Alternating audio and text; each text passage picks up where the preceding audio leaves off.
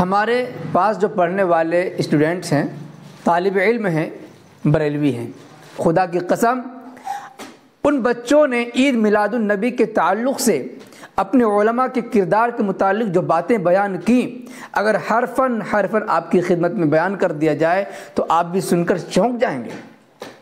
اس کا خلاصہ یہ ہے صرف ایک لفظ میں کہ تمام دھندے جیب بھرنے کے لیے، پیٹ بھرنے کے لیے کیے جاتے ہیں۔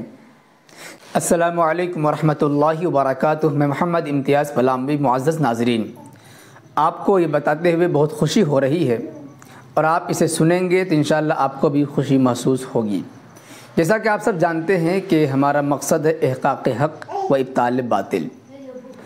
جس طریقے سے ہمارے عوام، خواص، چھوٹے بڑے تمام لوگوں کے ذہن و دماغ میں بریلی مذہب سے تعلق رکھنے والے علماء خطبہ نے کباڑ بھر رکھا ہے، کیچڑ بھر دیا ہے، گمراہیاں بھر دی ہیں، اور اہل سنت و جماعت، احناف، علماء حق، علماء دیوبند کے خلاف بکواسات کو بھر دیا ہے، اور علماء دیوبند کے خلاف بھرے گئے بکواسات سے دب کر کے عام پبلک علماء حق سے بدظن ہو چکی ہے۔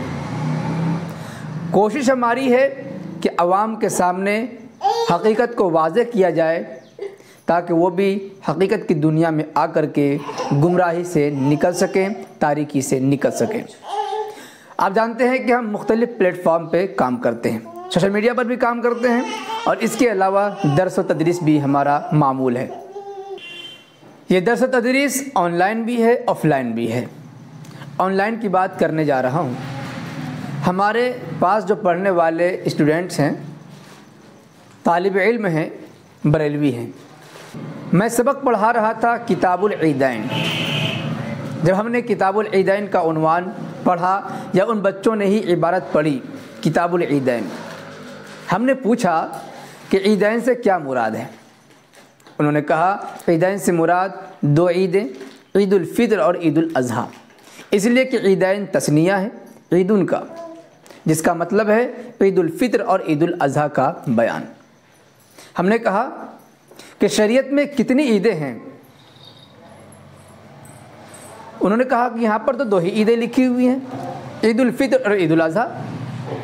ہم نے کہا کہ آپ لوگ بریلوی ہیں اور آپ کے علماء بتاتے ہیں کہ ہمارے ہاں تین عیدیں ہیں، عید الفطر، عید الاضحیٰ کے علاوہ عید میلاد النبی، اور اس عید میلاد النبی کے متعلق آپ کے علماء کا کہنا یہ ہے کہ ان دونوں عیدوں یعنی عید اور بقرعید، ان دونوں عیدوں سے بڑھ کر عید میلاد النبی ہے۔ جب آپ کے یہاں تین عیدیں ہیں اور عید میلاد النبی کا مقام و مرتبہ، اس کی فضیلت عید الاضحیٰ اور عید الفطر سے بڑھ کر ہے، تو اتنے بڑے مصنف، اتنے بڑے محدث، اتنے بڑے عالم دین یہاں کتاب العیدین کیوں فرما رہے ہیں، اور یہاں پر عید بقرعید ہی مراد کیوں لے رہے ہیں؟ عید میلاد النبی کا تذکرہ کیوں نہیں کر رہے ہیں؟ معلوم ہوا کہ عید میلاد النبی عید نہیں ہے، شرعی عید نہیں ہے، بلکہ ڈھکوسلا پنی اور ان کے کھانے پینے کا ذریعہ ہے۔ ان کا دھندا ہے، اپنے دھندے کو چمکانے کے لیے انہوں نے عید میلاد النبی پیارے آقا صلی اللہ علیہ وسلم کی طرف منسوب کر کے ایک عید گڑھ لی ہے تاکہ اس کے نام کے ذریعے ہم اپنا پیٹ اور جیب بھر سکیں۔ خدا کی قسم ان بچوں نے عید میلاد النبی کے تعلق سے اپنے علماء کے کردار کے متعلق جو باتیں بیان کی، اگر حرفاً آپ کی خدمت میں بیان کر دیا جائے تو آپ بھی سن کر چونک جائیں گے۔ اس کا خلاصہ یہ ہے صرف ایک لفظ میں کہ تمام دھندے جیب بھرنے کے لیے، پیٹ بھرنے کے لیے کیے جاتے ہیں۔ جب یہ تمام باتیں ان کے سامنے آئیں تو ہم نے ایک مثال پیش کر دی۔ انہوں نے کہا کہ یہ کہا جاتا ہے کہ وہابی نبی کو نہیں مانتے، وہابی دیوبندی نبی کے گستاخ ہوتے ہیں، اولیاء کے گستاخ ہوتے ہیں۔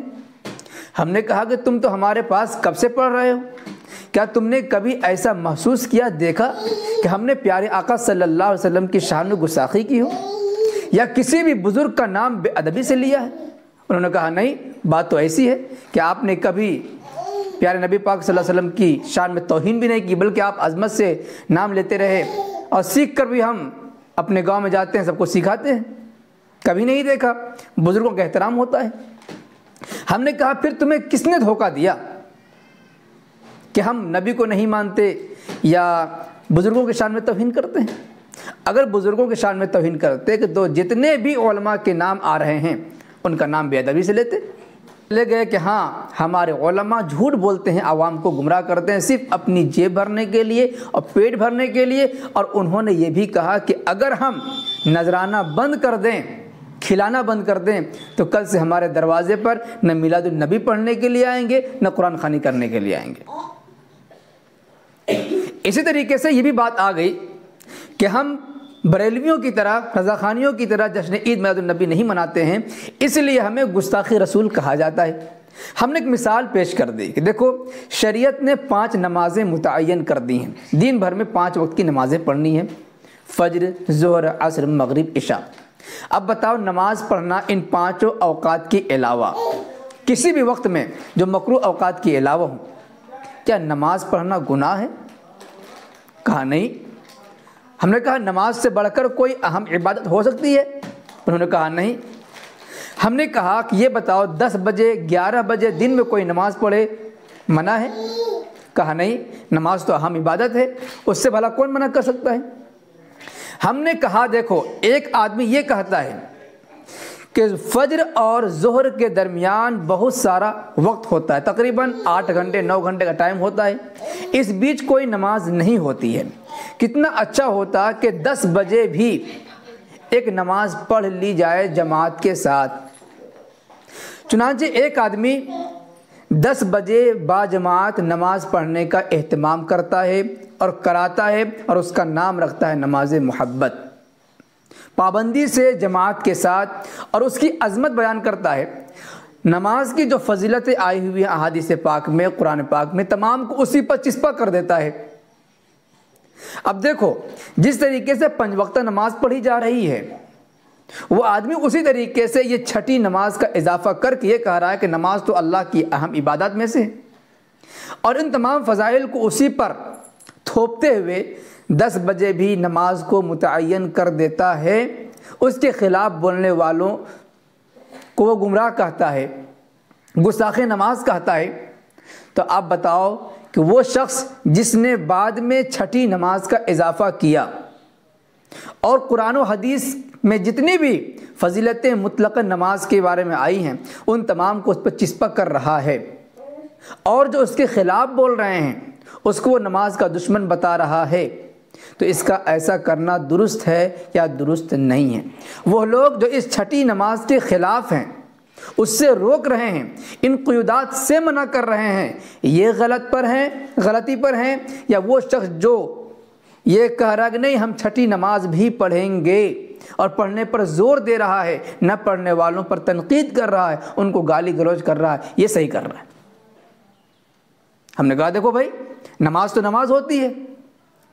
اب یہ بتاؤ 6ٹھی ٹائم پر جو نماز پڑھنے سے منع کر رہے ہیں، کیا وہ نماز سے منع کی جا رہی ہے، یا اس کے اضافے پر، اس کی فضیلت پر اور اس کے من گھڑت واقعات پر روک لگائی جا رہی ہے؟